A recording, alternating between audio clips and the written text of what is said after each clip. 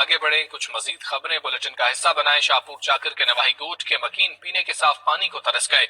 हमीर जारेको का पानी कड़वा और नाकाबिले इस्तेमाल हो गया। शहरी मुज़र सेहत और गंदा पानी पीने पर मजबूर हैं। तफसीलात आसिफ मेमन की रिपोर्ट में देखिए।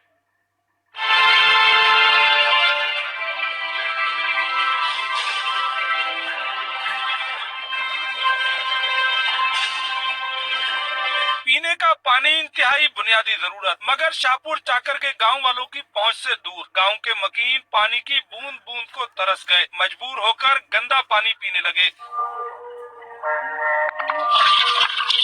अक्सरियत हेपेटाइटिस समेत पेट के दीगर इमराज में मुब्तला। साबिक सदर परवेज मुशर्रफ के दौर में शाहपुर चाकर के इस गांव के लिए वाटर स्कीम मंजूर तो हुई, लेकिन मुकम्मल न हो सकी। लोग पाइपलाइन समेत दीगर सामान भी चोरी करके ले गए। किसी काम के नहीं आई, आवाम को पानी मुयसर नहीं है। गोट वाले का भी जो है आवाम जो है बीमारी में मुब्तला है और हमारे को पानी की सबसे तकलीफ ये है। अभी भी हम दूर से पानी ले आते हैं। हमारे गांव में पानी पीने के लिए साफ पानी नहीं है।